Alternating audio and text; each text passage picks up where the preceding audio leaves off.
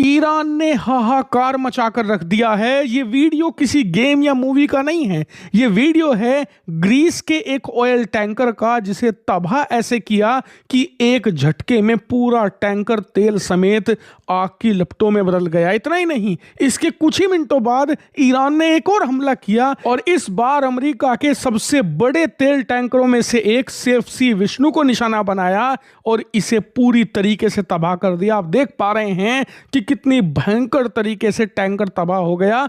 मतलब जो वहां पर क्रू मेंबर थे, बेचारों को उन्हें निकलने तक का वक्त नहीं मिला, सब लापता हैं। इतना ही नहीं, इसके कुछ ही मिनटों बाद एक तीसरा ऑयल टैंकर भी निशाना बनाया, उसका भी यही हश्र हुआ है। और इन 3 हमलों ने यकीन मानिए पूरी दुनिया में हाहाकार मचाकर रख दिया है। और आप जरा स्क्रीन पर देखिए, ये रहा स्ट्रेट ऑफ हर्मुज। यहां ये हमला नहीं हुआ, बल्कि इससे बहुत पीछे यहां पर इराक के तटों के पास इन तेल टैंकरों में तेल भरा जा रहा था, यहीं पर यह हमला इन्होंने किया। और साथ ही ईरान ने मैसेज दिया है कि जब हम यहां ये कर सकते हैं तो जरा सोचो, स्ट्रेट ऑफ हर्मुज जहां से दुनिया का 25% कच्चा तेल और दुनिया की 2/3 गैस जाती है, हम यहां क्या तांडव मचा सकते हैं। पर एक खास चीज आपने नोटिस करी होगी कि ईरान ने पहली बार तेल के जहाजों को निशाना नहीं बनाया।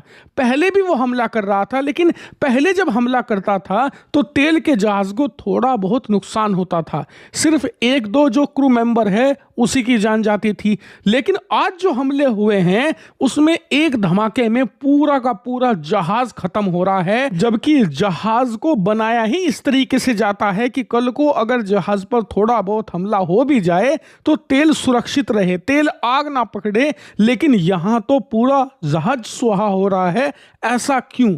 तो ऐसा इसलिए कि अब तक ईरान हमला कर रहा था ड्रोन से या फिर छोटे मोटे रॉकेट से, लेकिन इस बार जो हमला आज किया है ईरान ने, वो किया है बोट से। कैसी बोट? आप स्क्रीन पर देखिए। दरअसल ये वीडियो ईरान ने इस हमले के बाद जारी करी है, जिसमें उसने दुनिया को दिखाया है पहली बार कि उसके पास एक नया हथियार है। और वो हथियार उसने सुरंगों के नीचे जमीन की गहराइयों में काफी भारी मात्रा में छुपा कर रखा हुआ है। ये वीडियो 2-2.5 मिनट की है। जी हाँ, और फास्ट फॉरवर्ड करके दिखाई है मैंने आपको, और आप साफ साफ देख पा रहे हैं कि कई किलोमीटर नीचे जमीन की गहराई में सुरंग है जहां पर ऐसी बोट छुपा कर रखी गई है, छोटी छोटी बोट्स। अब इनमें क्या है?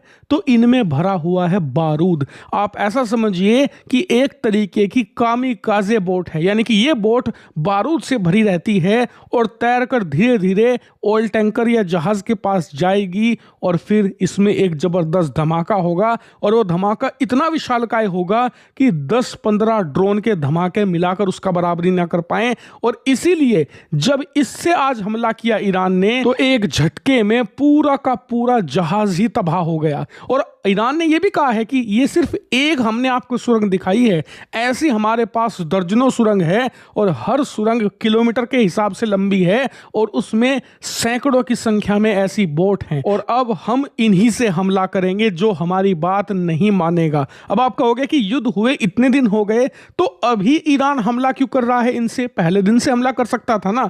तो वो इसलिए कि कल ही डोनाल्ड ट्रंप ने दुनिया भर के जितने भी तेल सप्लायर हैं उन्हें कहा है कि बेझिझक होकर स्ट्रेट ऑफ हर्मुज से कच्चा तेल भरी हुई अपनी शिप लेकर जा सकते हैं। ईरान से डरने की जरूरत नहीं है, क्योंकि एक तो हम आपकी शिप्स को बचाएंगे ईरान के हमलों से, लेकिन अगर 1-2 हमला हो भी गया तो थोड़ा बहुत नुकसान आपके जहाज को होगा, उसकी भरपाई अमेरिका करेगा। जी हां, अमेरिका बहुत ही सस्ती दरों पर इंश्योरेंस देने को तैयार है, ताकि कल को इन कंपनियों का या इन देशों का नुकसान हो तो उसकी भरपाई अमेरिका करेगा। अब ये एक गेम चेंजर सिचुएशन है। इसे देखकर बहुत सारे तेल के जहाज रवाना होने लगे स्ट्रेट ऑफ हर्मुज से बिना डरे, यानी कि ईरान का डर पिछले 24 घंटों में खत्म होने लगा था। और ये बहुत खतरनाक सिचुएशन है ईरान के लिए, क्योंकि आप समझिए सिर्फ ये कच्चा तेल ना ले जाने का डर ही है जो अमेरिका को युद्ध हरा सकता है। क्योंकि अगर कच्चे तेल की सप्लाई खुलेआम होने लगे तो युद्ध चाहे 10 दिन चले या 10 साल, दुनिया को फर्क नहीं पड़ने वाला।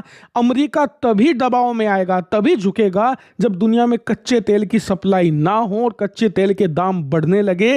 अमेरिकी जनता का भी यहां पर सपोर्ट डोनाल्ड ट्रंप के प्रति तभी कम होगा।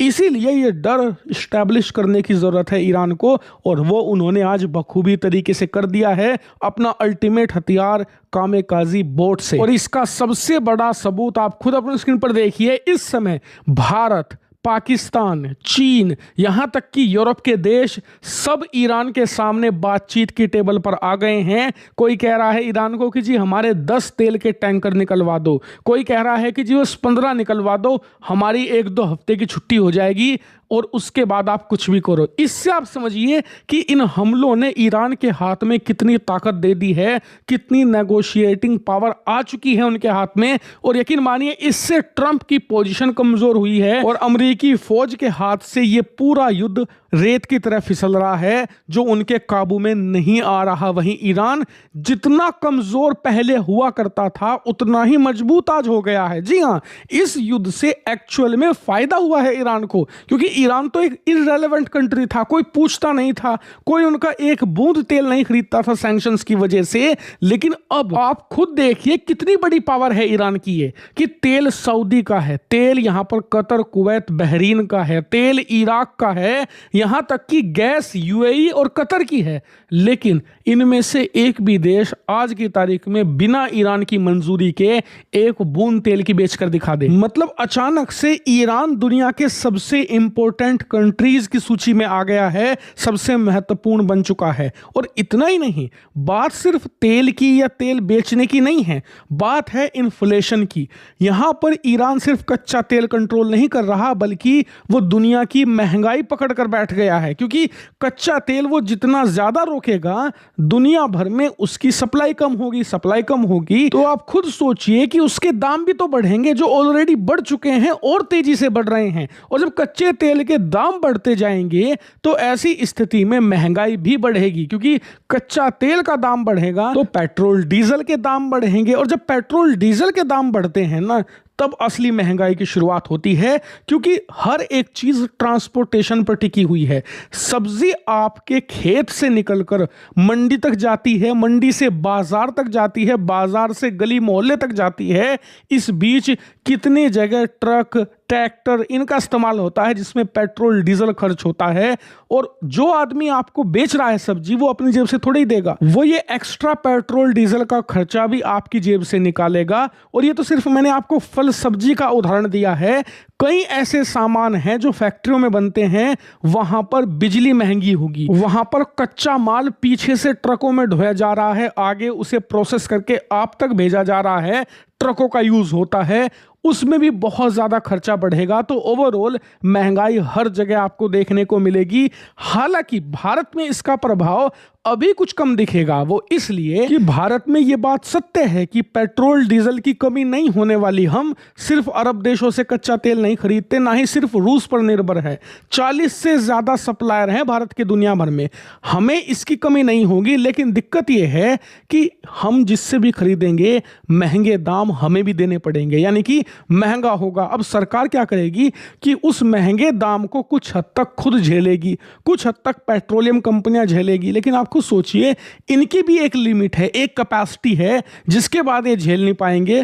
तो ऐसे में थोड़े बहुत जेब आपको भी ढीली करनी पड़ सकती है अगर ये युद्ध कुछ महीने और चलता है तो। लेकिन भारत जैसी स्थिति बाकी के यूरोपियन देश और अमेरिका में नहीं होने वाली। वहां पर फ्री मार्केट है, वहां पर यह सिस्टम नहीं है कि सरकार बेयर करेगी आपका खर्चा, नहीं, वहां पर डायरेक्ट कंज्यूमर मार्केट है, लोगों को इंस्टेंटली अपनी जेब से पेमेंट करनी पड़ती है हर एक चीज की, महंगाई की भी। इसीलिए सबसे ज्यादा मार पड़ने वाली है यूरोपियन देशों पर। और यह बात कंफर्म है कि 1 महीने से ज्यादा इस युद्ध को अगर एक दिन भी हुआ तो अमेरिकी जनता की चीखें निकलने लग जाएंगी, डोनाल्ड ट्रंप भयंकर दबाव में आएंगे, तब शुरू होगी असली आर पार की लड़ाई, जो आज आप देख रहे हैं ना इससे 10, 15, 20 गुना ज्यादा बड़ी। इसीलिए मैं कह रहा हूं कि चैनल को सब्सक्राइब कर लो, क्योंकि ऑथेंटिक खबर आपको हिंदी नॉलेज शो ही देगा। खबर आपको और जगह भी मिल जाएगी, लेकिन कंफर्म्ड बिना फेक न्यूज के ज्यादा से ज्यादा ग्राउंड रिपोर्टिंग के साथ हिंदी नॉलेज शो आपको खबर दे रहा है। सब्सक्राइब कीजिएगा, वीडियो को शेयर भी कीजिएगा।